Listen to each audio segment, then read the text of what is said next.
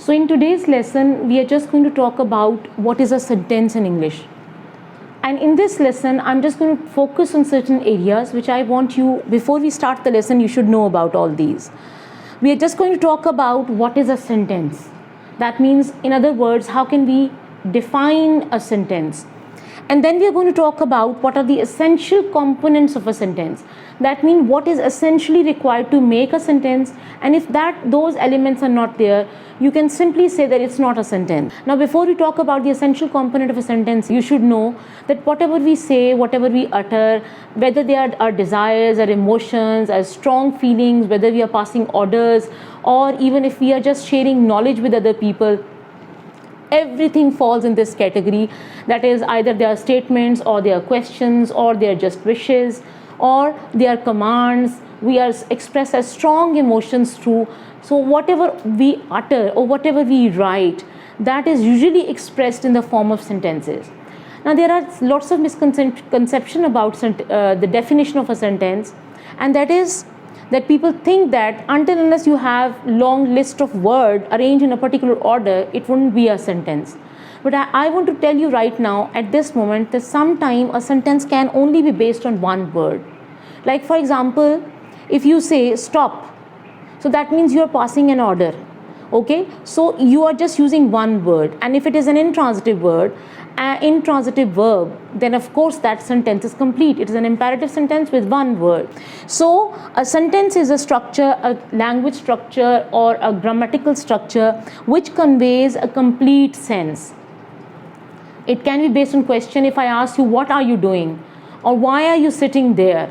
On the chair is a group of words. It makes sense, but it does not convey a complete sense. I mean, on the chair where, or what is happening on the chair, whether a cat is sitting there, whether you are sitting there. So if I say, what are you doing there? This is a question through which I am trying to communicate my whole thought to you. So a sentence has to convey a complete sense. Third point, which is very, very essential, and this point will help you. This is somehow the other connected with this one as well.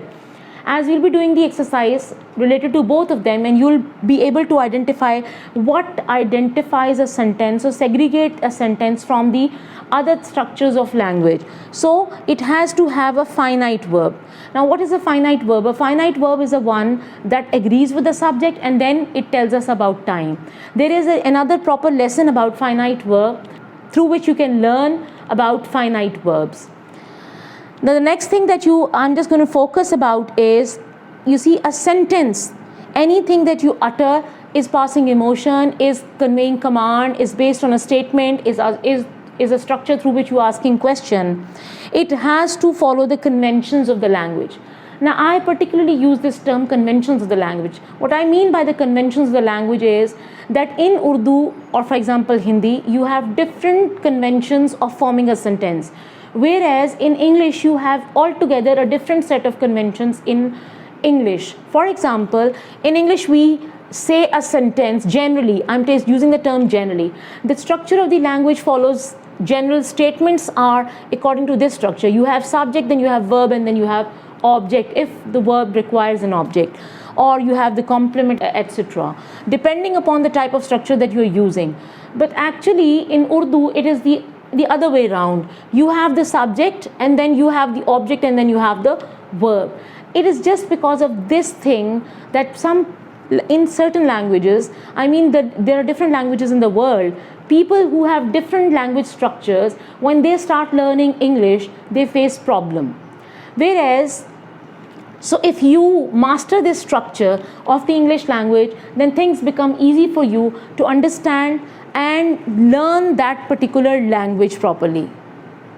So I want to focus at this stage is, when I say about the conventions of the language, it means the principles or the rules, the way that particular sentence is made, like how commands are in English language. For example, if you want to pass on a command, or if you want to construct a sentence that is based on a command, you have to follow the rules of making the imperative structures of English language.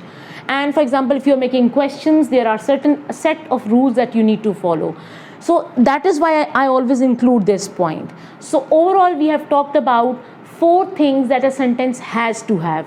That means it can be one word based on more than one word. It has to follow the conventions of the language. It has to have a finite verb, and then it has to convey a complete thought. Now I'm going to discuss with you people through example that what do I mean by all this. This is just a theory. Let's practice it together and find out what I have in store for you.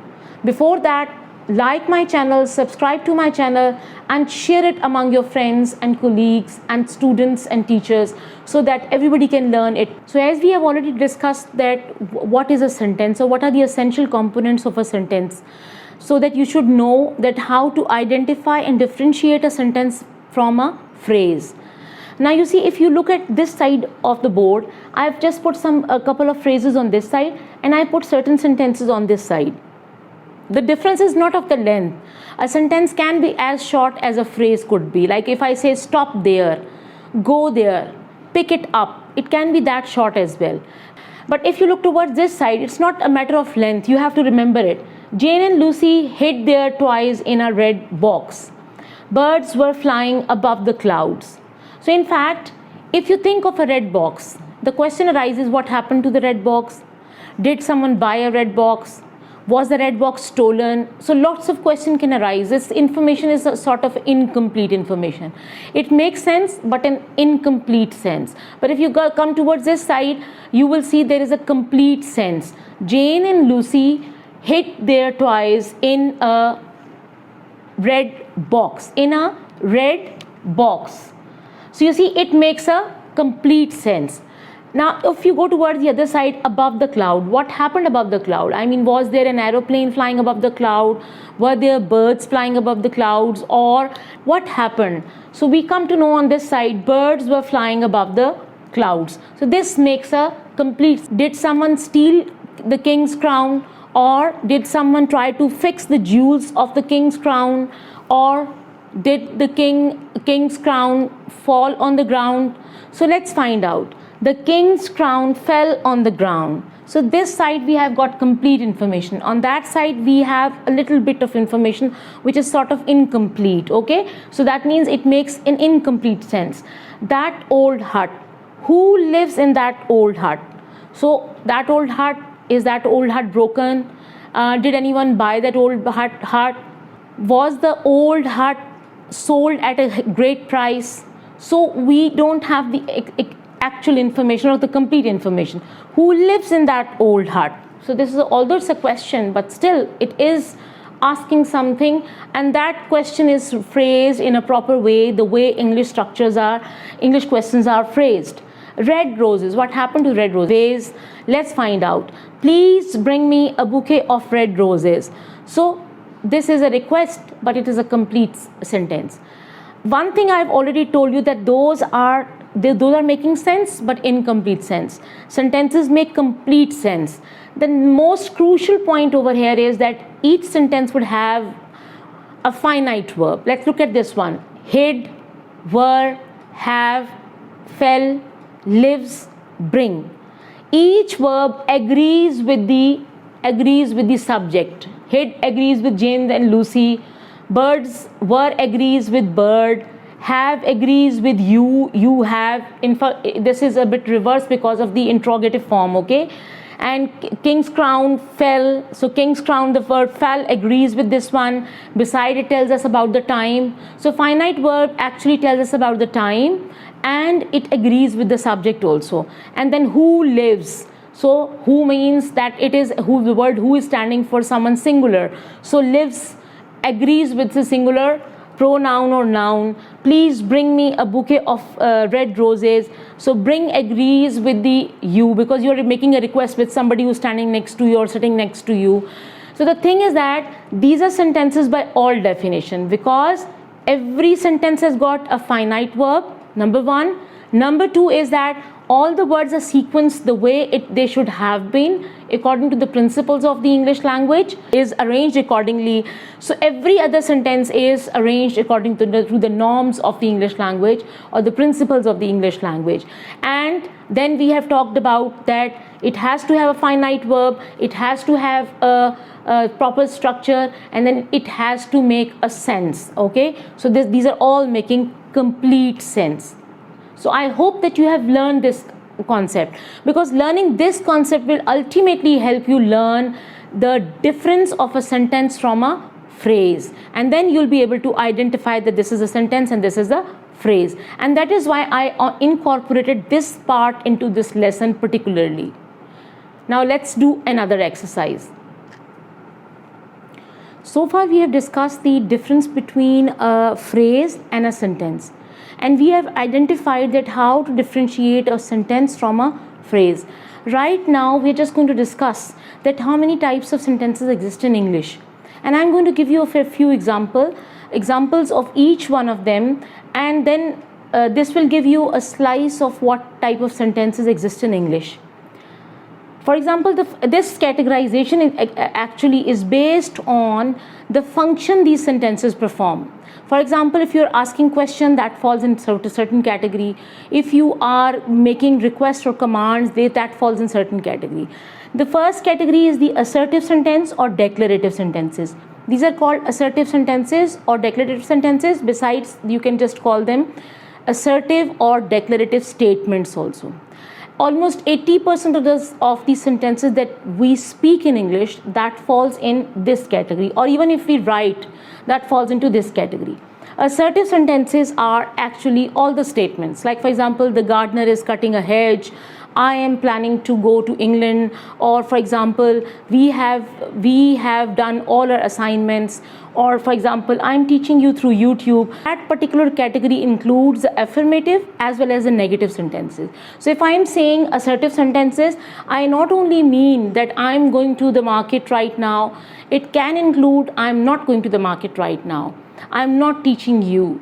Okay, so I'm not writing it on the board, I haven't done my work, we have never lived there. So all those sentences, whether they are the positive statements or they are negative statements, they fall into this category. And their punctuation method, I'm going to teach you the punctuation method as well. Like they start with a capital letter and end with full stop. That means such sentences start with a capital letter and end with a full stop. The next category is the interrogative sentences. Interrogative sentences are those sentences through which we ask questions. They can start with WH words and they cannot even start with WH word. Sometimes they even start with phrases. For example, since when you are living here. So you have a since when and then you start off with the rest of the thing. Or for example, where did you go last night? Or for example, are you living here? Have you made a plan to go somewhere? Did you enjoy the party? So you see different types of structure, but they are all through all these types of interrogative structures we are asking questions. They start with a capital letter and they end with a question mark. Now the third category is the imperative sentences. Imperative sentences are those ones in which you make polite request or you may pass the harsh command. Like for example, shut up, okay, or shut the door, or don't shut the door. Even negatives are also included. Or for example, open the can, distribute the notebooks among the students. So all such sentences with even if you use the polite word like please bring me a glass of water. So you're making requests, but yet that request falls into this category. Commands and requests and everything of that sort falls into this category. They start with a capital letter and they end with a full stop. They do not have a subject, that is already known. If I say sit down, I'm not saying you sit down because it is understood that I'm talking to somebody.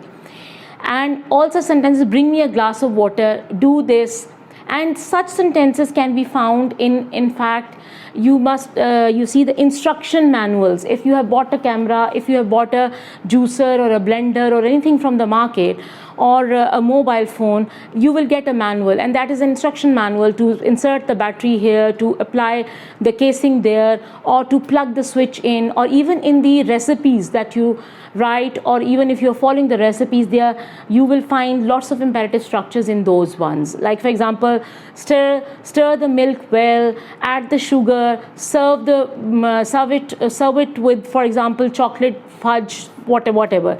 So you see all that falls into this category. They start with a capital letter and end with a full stop. Second last category is the operative sentences. All those sentences in which you are wishing somebody it could be a curse, it could be even a good wish, okay?